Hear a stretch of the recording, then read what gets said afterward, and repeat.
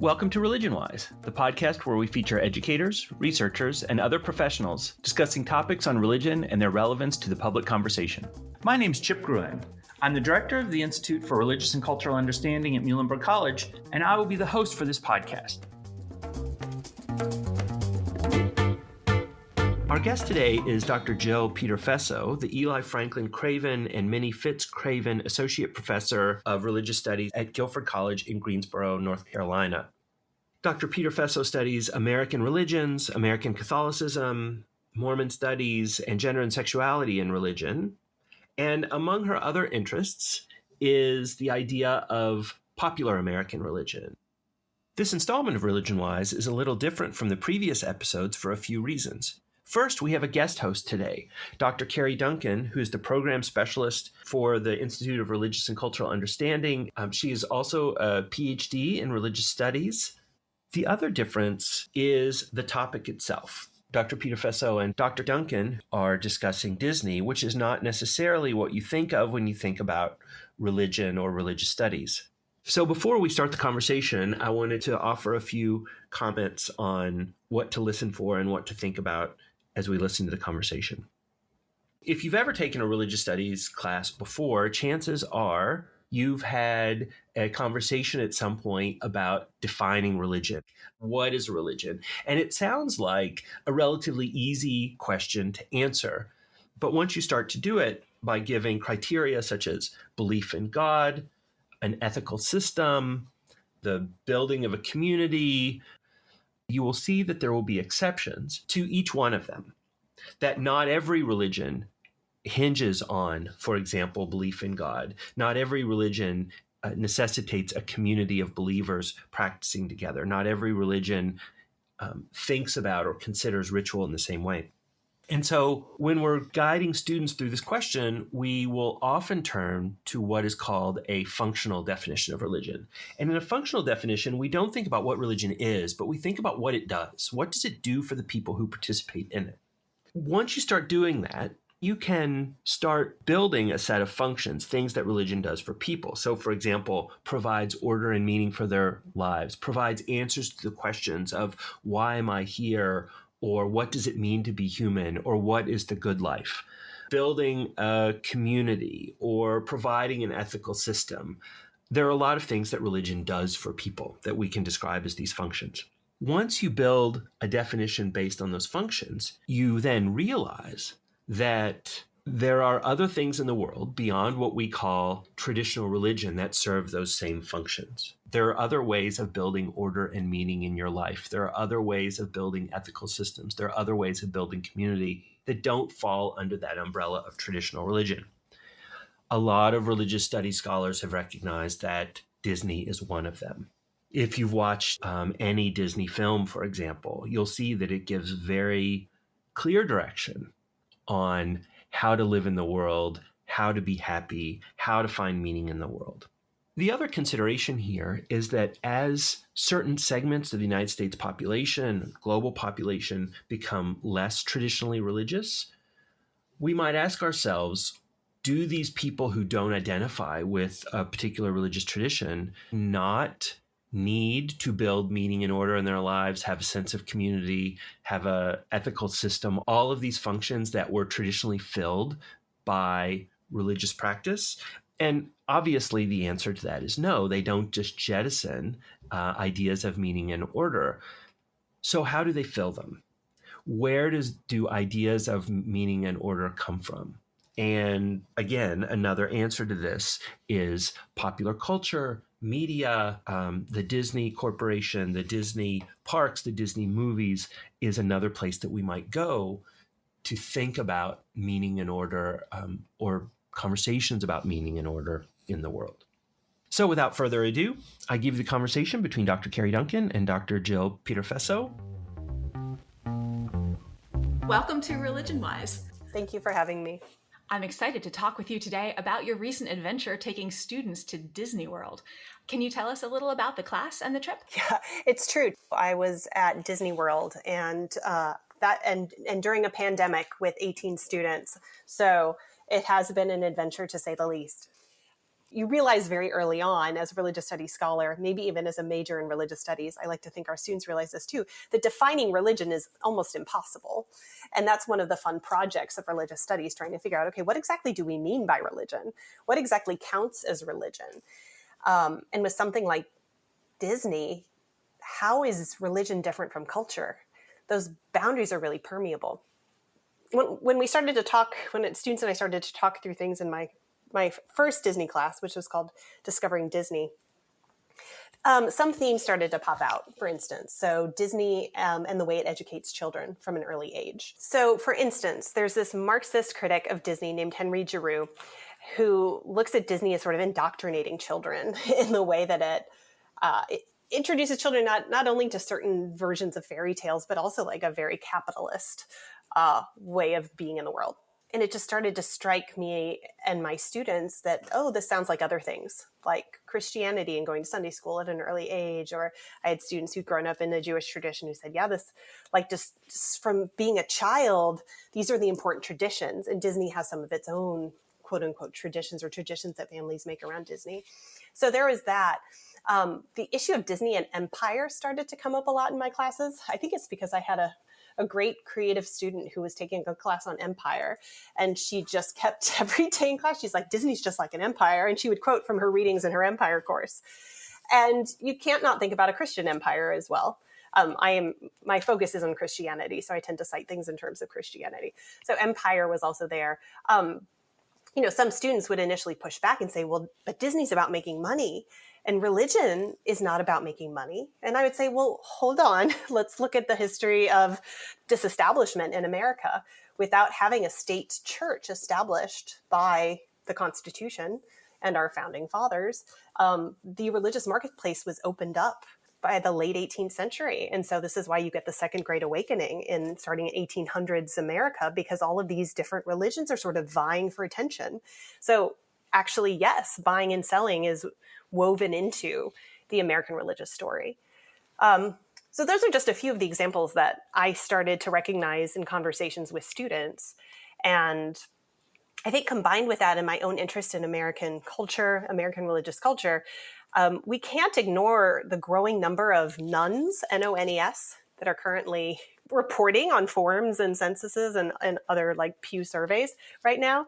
And I think the number's approaching 20%, which is really a very fast growth in the number of people who say they don't have a religious affiliation.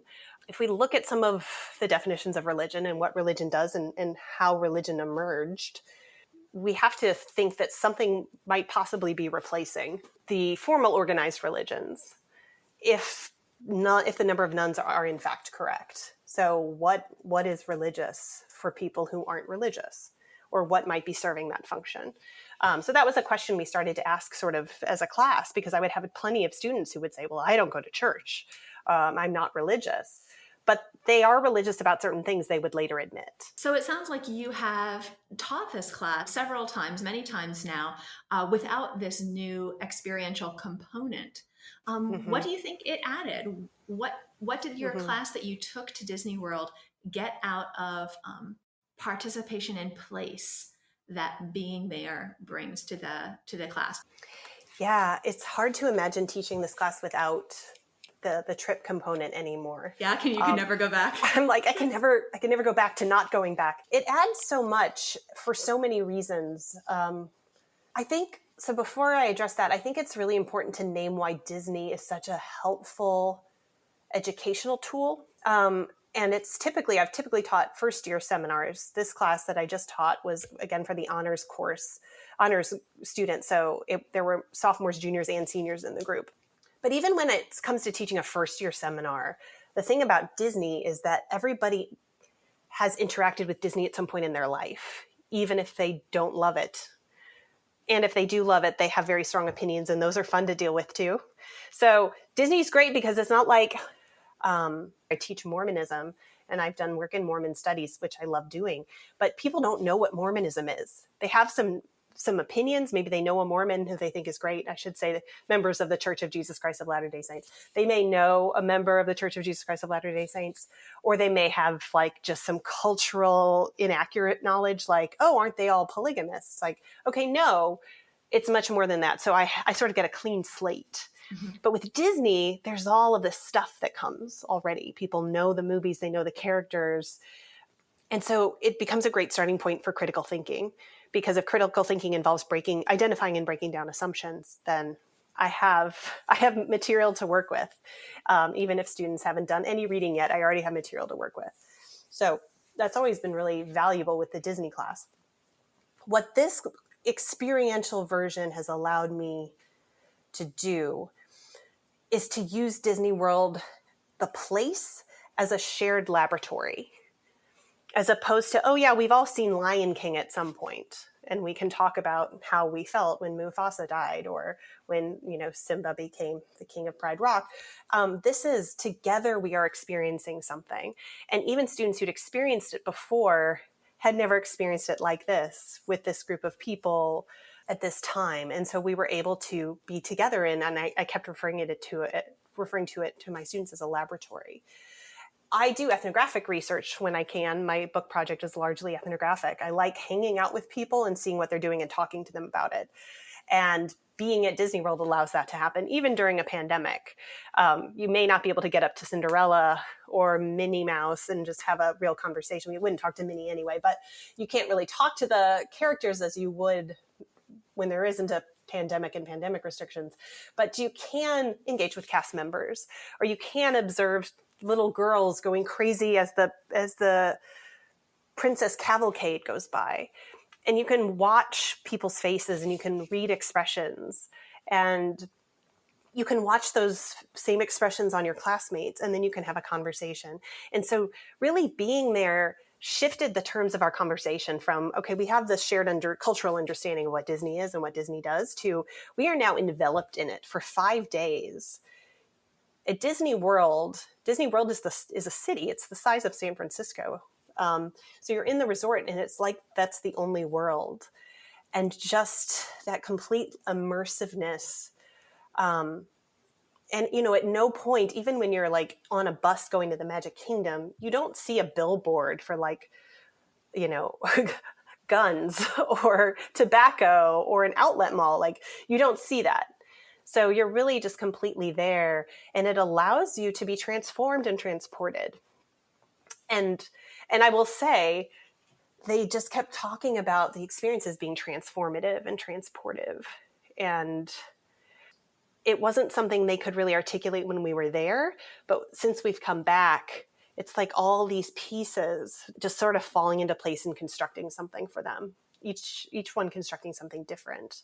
But when you're there, it's so much. But when you come back, you're suddenly able to breathe and say, oh my gosh, I'm connecting it to this reading, or to this guest speaker, or to this conversation. And it starts to make sense, and it starts to be something that you can actually deal with academically and intellectually. So when I taught a pilgrimage seminar a couple of years ago, we read a slightly older, but still very interesting article about Disney World as a pilgrimage destination, in the section of the class where we were talking about sort of pilgrimages that are outside of what one might normally conceptualize religious tourism as. And they were really intrigued by the sort of idea that Disney seems like a place where you would perform pilgrimage. But the more we thought and talked about it, the more sense it made. And I wonder if you invoked that kind of trope or imagery with your students when you were there. There's a chapter in a book called Power in Paradise in Walt Disney World by Cher Krause-Knight, and it's all about pilgrimage. The interesting thing is she compares the pilgrimage to Disney World to the pilgrimage on the El Camino in Spain. So yeah, we definitely talked about it as pilgrimage. And with that, we talked about Victor Turner's steps of rite of passage. And, the students now know what liminality is and how they experience that, sort of the break, the rupture, the coming back into society, all of that. We've talked about it. We talked about it as sort of a middle-class, Disney World as a middle-class pilgrimage site as well. And that allowed them to tell some of their own personal family stories, whether they were able to go when they were younger or not. The other thing we sort of started to play with, pilgrimage is one idea, but something that I've started to notice just in park merchandise and in some of the language used at the park, and the students and I talked about this as well, is that Disney also positions itself not just as a site of pilgrimage, but as a place for homecoming. So juxtaposing pilgrimage to home are two different things with two very different feelings and reasons for going. So I've started to see, like I mentioned, a lot of merchandise that talks about Disney as home. And when DVC, Disney Vacation Club members show up to their resort hotel, it's welcome home. So again, this is just a really interesting juxtaposition of these two rhetorical approaches to Disney. And one of the things I had students think about is, when we went to Disney, were you on a pilgrimage or were you going home, and why? So that's fascinating. And I'm sort of reminded of the speech patterns in the South of being asked whether you found a church home. And that sort of language being used also in explicitly religious settings, where there's sort of, yes, maybe you have a house, but your home is here in the community, in the congregation. Yes, and I don't ever want to lose sight of the fact that I know, and make sure students remember, this is a business, this is a corporation that we're talking about. So we should never give Disney too many free passes. Like this language of homecoming, as much as we feel like Disney is welcoming us with open arms and giving us a great big bear hug, they're also reaching into our pocket at the same time. Yes, exactly. Exactly. But sometimes it's like, go ahead, Disney, take my money. I'll pay for this experience. I mean, I think that's a lot of what marketing does right now, that you're not just supposed to have a phone, you're supposed to have a relationship with your phone, such that when it breaks or dies or you drop in the toilet, you are emotionally upset, that you feel that loss, not just for its convenience, but for its meaningfulness to you. Yeah. A couple things on that. A student did a presentation on Disney and social media, and she gave a quote that I have not been able to track down yet the origins of. This was just yesterday, but that a successful brand is one that becomes part of a person's sense of self. So the idea of a successful brand is connected to a person's sense of self, which is just this really very, how have I become as a person with being, in that deep sense of what being is and might be, so connected to my Apple phone or my Starbucks coffee or my, Disney beach towel. I don't know, but these things happen, and I think that's what a lot of branding is about right now. I'm not an expert in marketing at all, but that just really made me think. It also connects back, I would say, to some deep religion questions, like who are we, where do we come from, how do we relate to the world around us? Right. The other thing I was going to say is the Disney parks experience is credited with creating the quote unquote experience economy. The fact that we think we need to have an experience every time we do anything. It needs to be an experience that we can share and inhabit. It's not just we're going to watch this thing and then go home. It's we're going to be enveloped in it, and everything's going to be an experience. Well, you have loved Disney for a long time, way before you ever started studying it. I'm guessing way before you ever thought of yourself as a religious studies scholar or correct. Student. Correct. When did you get started with Disney, and what made that such an important part of your life? So I'm not inclined to talk about myself and why I love Disney, but two things. One, if emotion is information, I think we should be asking ourselves these questions. Why do I have an emotional reaction to this item? The other thing is, it's so interesting when I read scholarship about Disney, invariably the scholar discloses their relationship to Disney if it's anything other than overtly critical. And I find that such an interesting academic move, and I ask myself why we need to make it. I was thinking, sometimes I've been reading with some classes a lot of participant observer ethnography. I find that people are do more disclosure at the beginning of that type. But otherwise, that's just not a practice that we are taught. Sure, exactly. And and my book that came out last year is on Roman Catholic women priests. So these women who have defied the Catholic Church and have gotten ordained. I did feel that I needed to say in the introduction to my book, which was an ethnography, this is my relationship to Catholicism. But by and large, I mean, even practitioners of religions who are writing academic studies don't need to say, I've been this religious faith for this long, or I had this negative experience, or I've had this positive experience. But with Disney, I mean, I'm sitting at my desk looking at 2 books right now where in the opening pages, the scholar has to say, I just need to tell you I actually really love Disney. But don't worry, I'm still going to be really critical. I'm totally paraphrasing, but that's what's going on. So I feel like I'm entering into a good club now as I try to answer your question about why Disney and how long. I don't remember anything specific besides like having those little Disney books with the records, the accompanying records as a kid. And I remember we used to do Mickey's Mousercise, which I still have the music in my head. And I haven't heard that for decades and decades. I remember we had a Haunted Mansion album. It was orange, and I used to just play it. And I love the scary sounds. And then I went to Disney World for the first time when I was 8. And there was just something about that place that made total sense to me without being able to articulate why.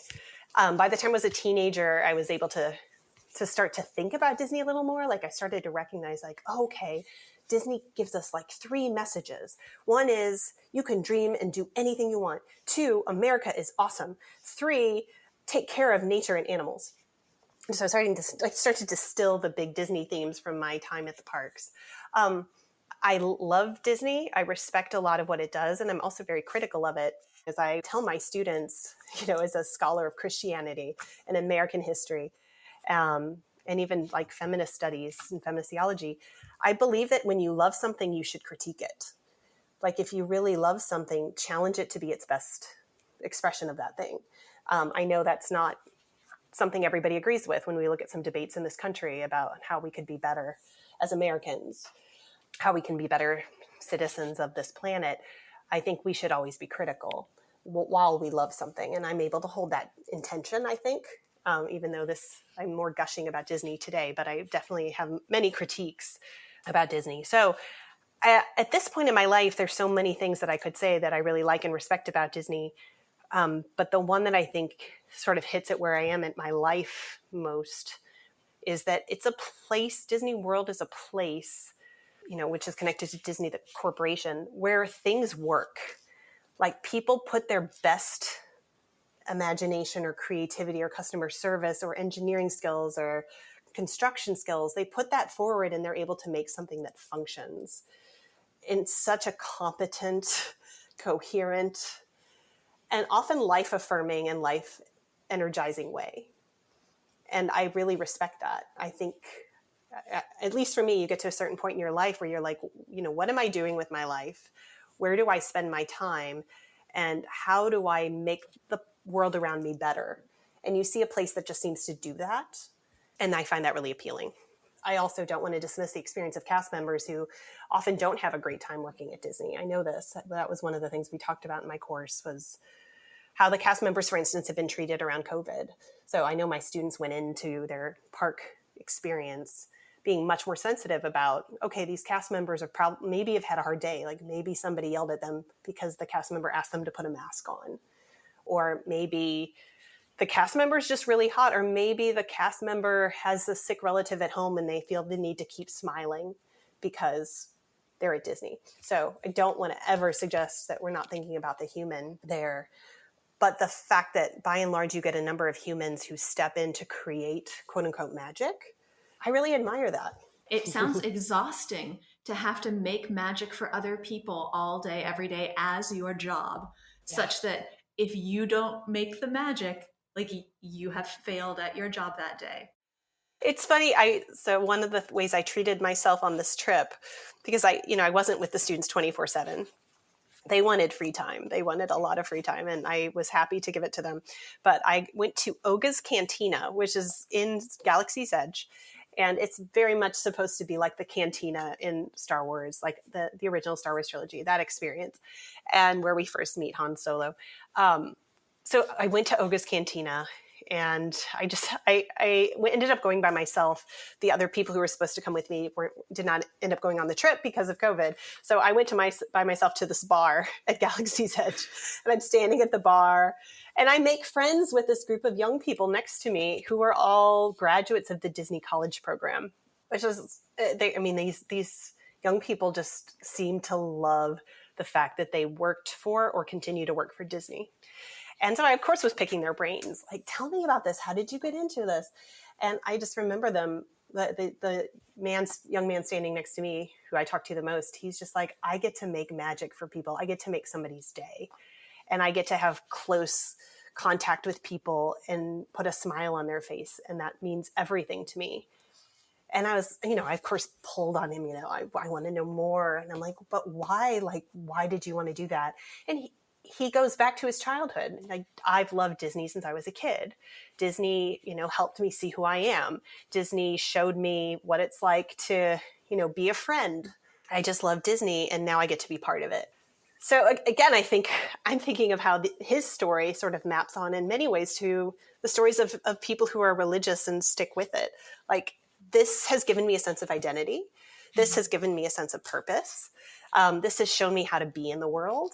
This has shown me the way I can be my best self in the world. And I get to do it, and I'm so fortunate. So I admire that. I really admire that. I wish it could be bottled and I could consume it. Like, just that clarity of purpose and vision and being part of something bigger than myself. So I want to hear more about like stories from the trip.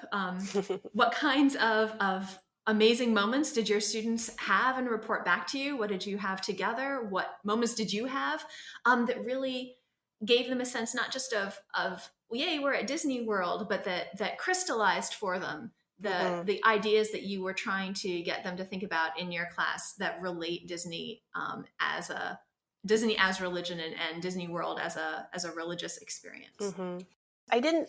I'll just be clear that the religious piece was one that I invited students to think through. And I had a few religious studies majors on the trip. And that was something I had side conversations with them about.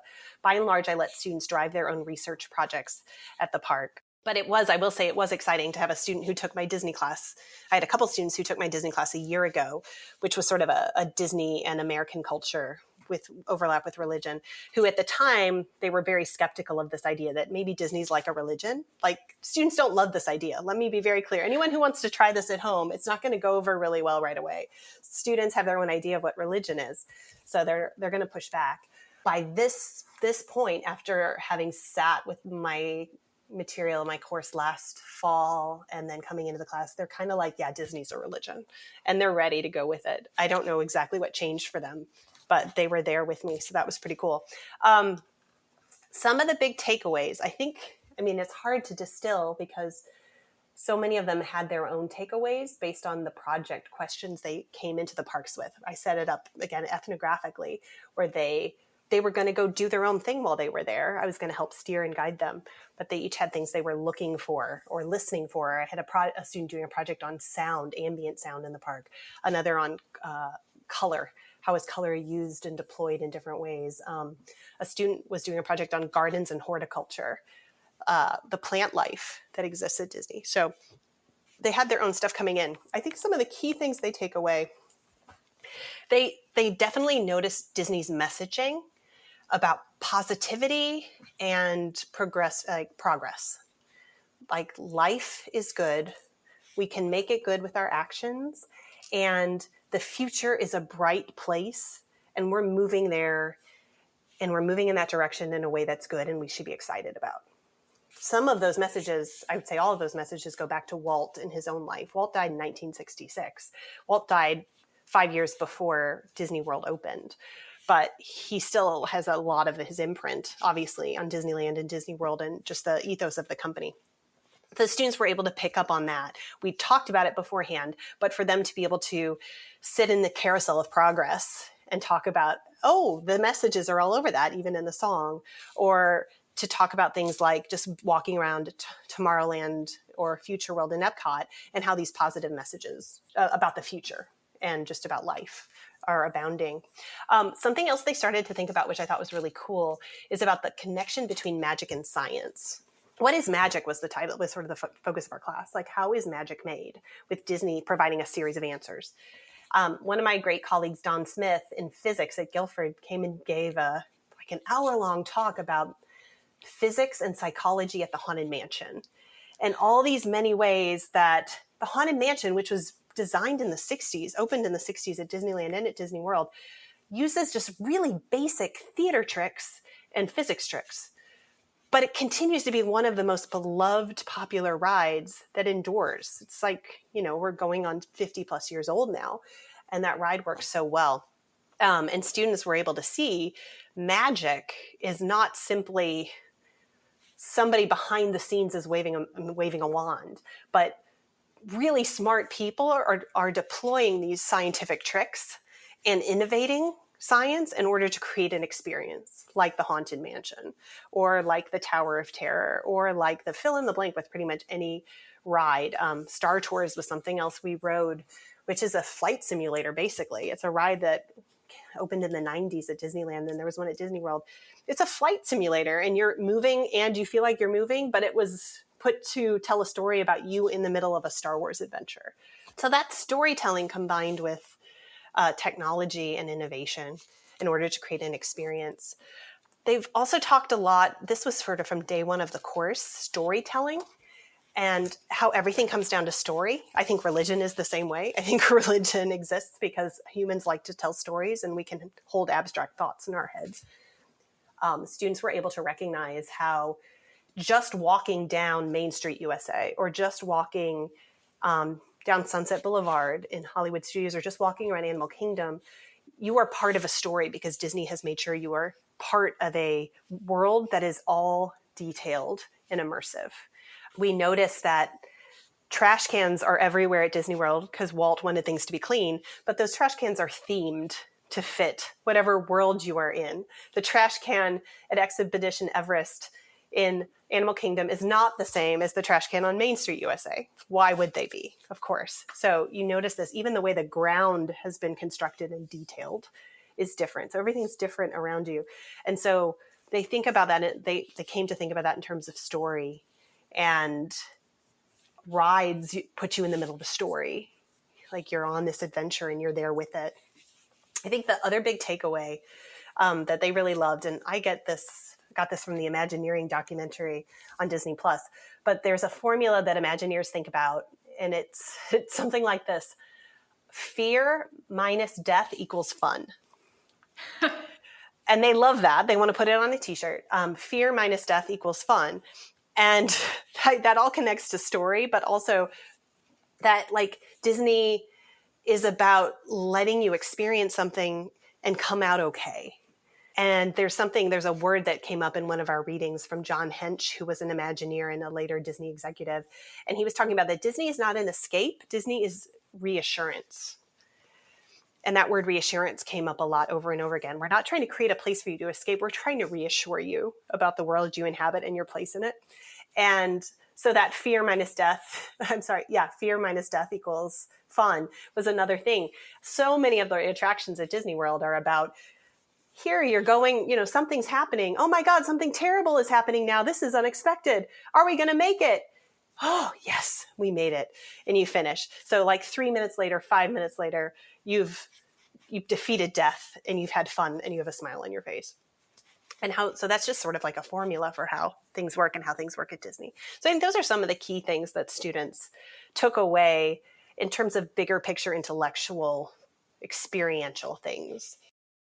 Do you think that having that kind of environment where sort of the ultimate bad is not an option is especially reassuring in a time like we're experiencing now? Was going to Disney during a pandemic and being in this highly constructed and ultimately at least safe seeming environment different because of everything else that's happening? I'm trying to reconcile the idea that Disney can somehow guarantee a lack of death as being, in some ways, I don't know, it seems like it's a false narrative, however reassuring it is.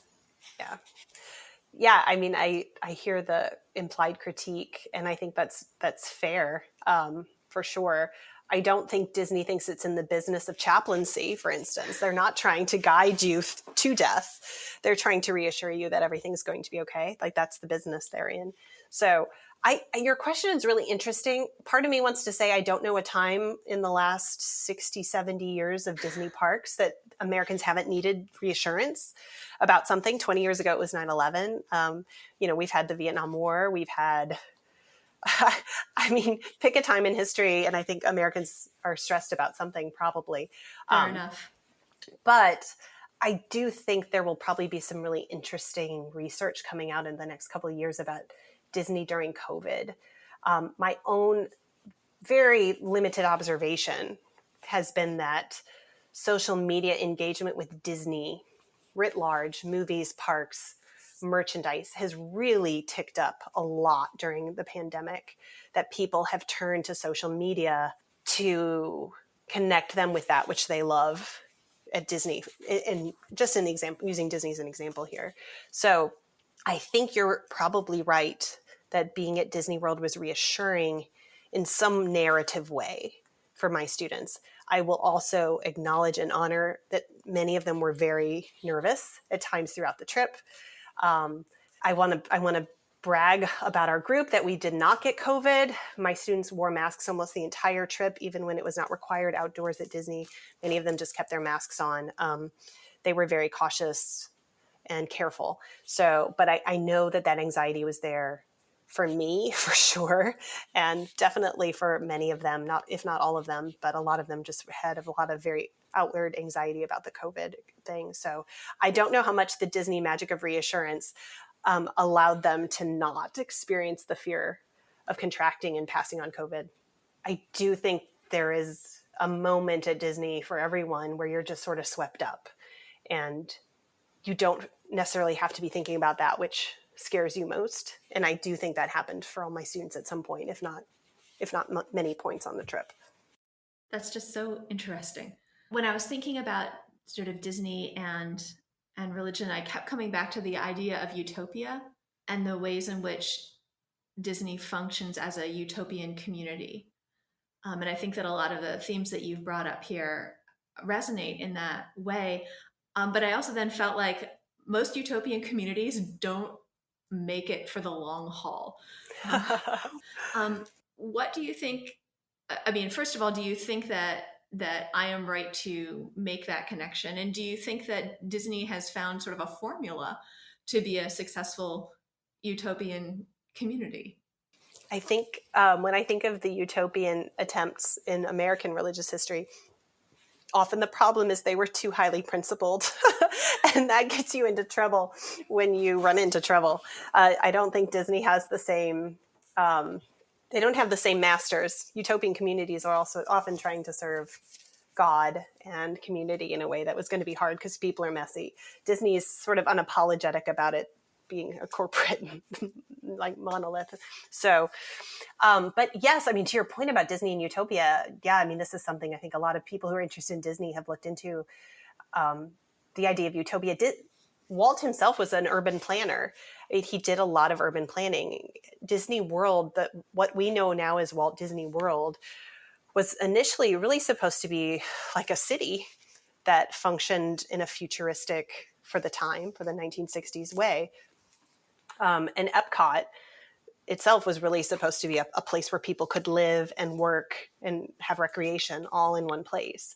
A lot changed when Walt died. Walt died 5 years before Walt Disney World opened, so things had to change in terms of that vision. And what you end up with in Florida is sort of like a Disneyland, but with a lot more space to grow. So yes, urban planning, and Disney is absolutely there.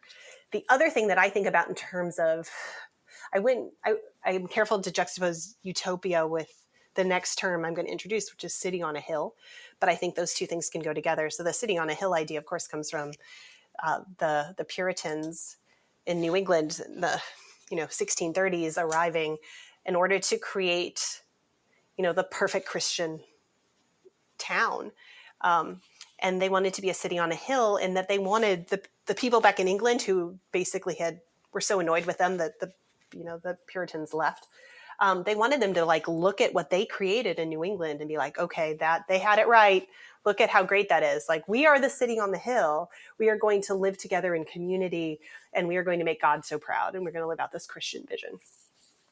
I think in many ways you could think about Disney as sort of an American, a 20th century American city on a hill, in that there's no question that Disney is a beacon to the rest of the world, or at least insofar as it is an American export that has traveled globally.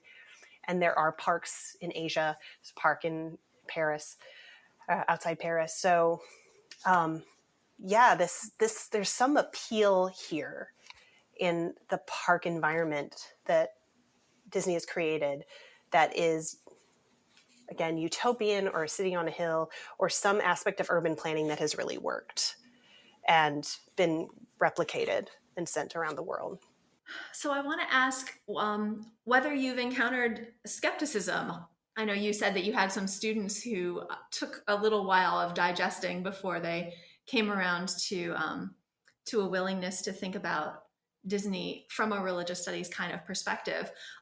What pushback, if any, have you gotten from administrators or parents or colleagues about the idea that you can teach rigorous and academically stimulating religious studies or college course of any discipline about Disney?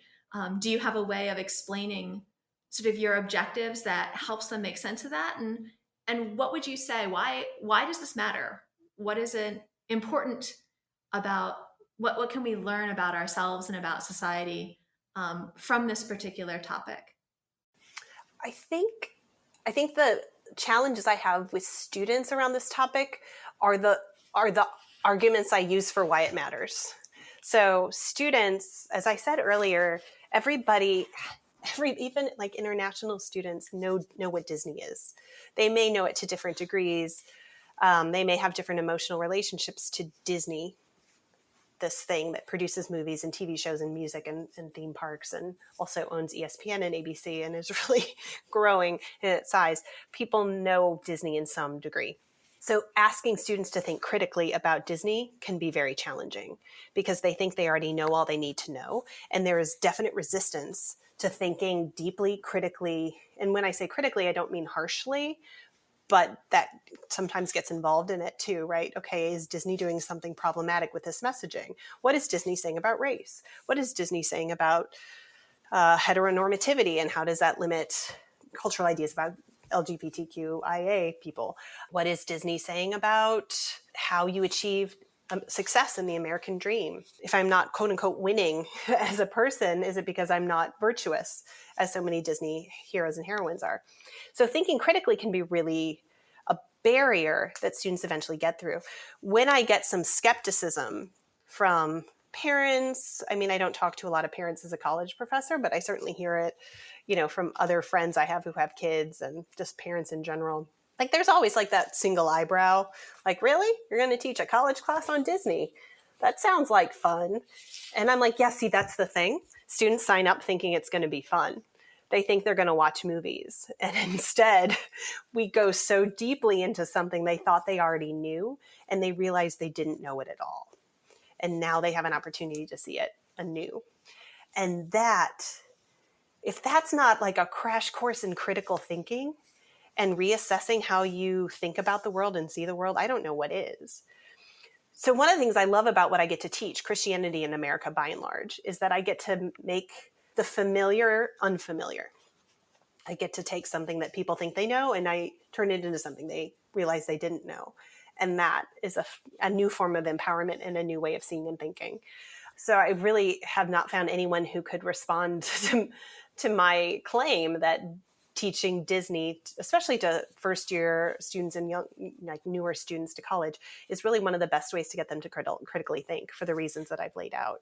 So yeah, students sometimes don't want to think critically about Disney. And I've had students, when I taught my 3 iterations of this course, the Disney course, to first-year students, every time I taught it, there's some time, and I taught it in the fall, sometime around like late September, early October, I would come into class and the vibe was weird.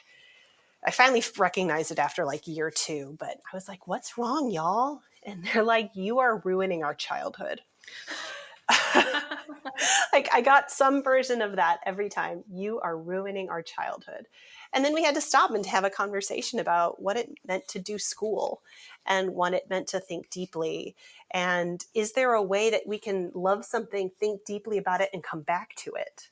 And I think this is something that teaching religious studies prepared me for really well, Because again, teaching Christianity for the past 10 years plus, longer than that, 15, you get students who suddenly start to see Christianity critically, like they actually read the Bible in a historical context, or they learn that the history of Christian traditions is very different than what they thought.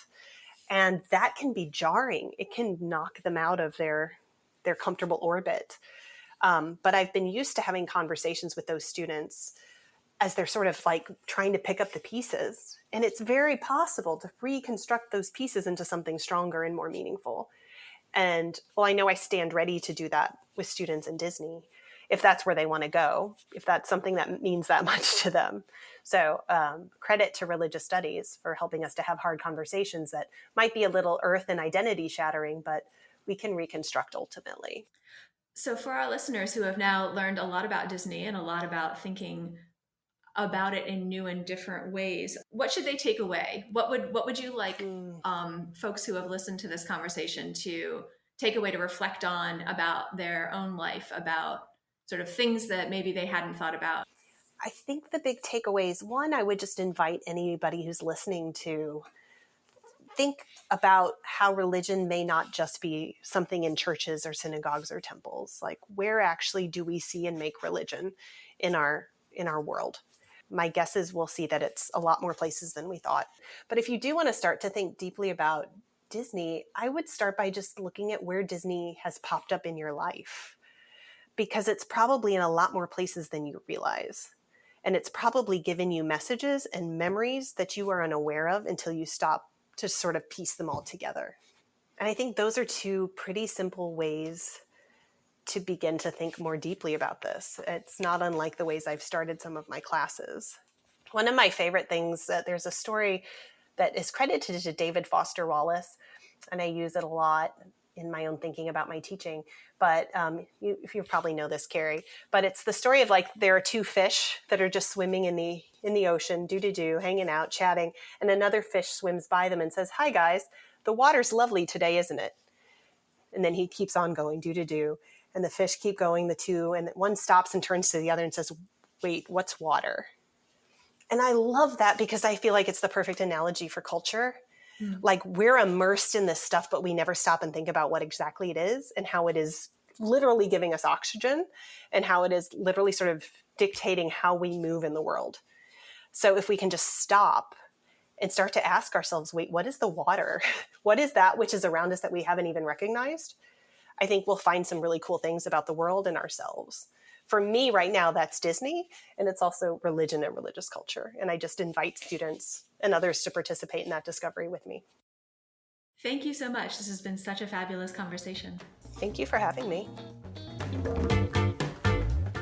This has been ReligionWise, a podcast produced by the Institute for Religious and Cultural Understanding of Muhlenberg College.